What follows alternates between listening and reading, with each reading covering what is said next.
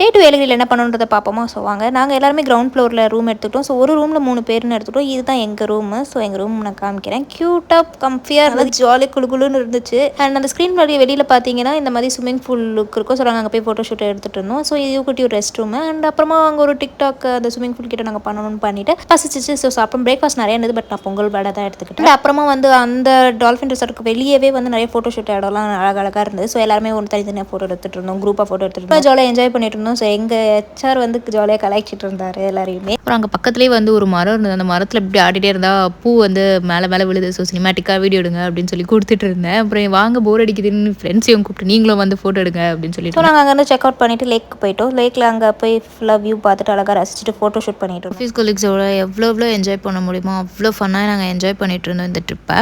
And அந்த லேக் கிட்ட வந்து நிறைய ட்ரேட் ஃபார் மாதிரி ஜாலியாக இருந்துச்சு. ஸோ அங்கே ராட்டினம் இருந்தது.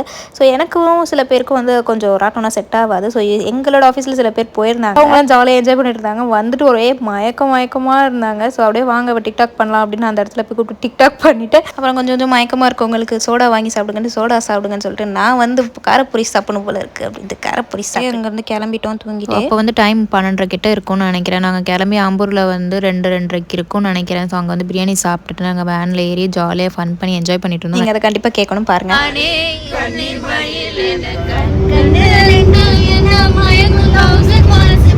ஓவராலாக இந்த ட்ரிப்பு செம்ம மெமரபுளாக போயிடுச்சு, என்ஜாய்மெண்ட்டாக போச்சு. வேன்லேயும் விட்டு வைக்காமல் ஒரு ரீல் பண்ணிட்டு இருந்தோம். உங்கள் ஆஃபீஸில் நீங்கள் இருக்கிற வரைக்கும் செம்ம என்ஜாய் பண்ணிக்கோங்க. பிகாஸ் அந்த ஆஃபீஸ் லைஃப் மறுபடியும் கிடைக்காது. ஸோ டாடா பாய்.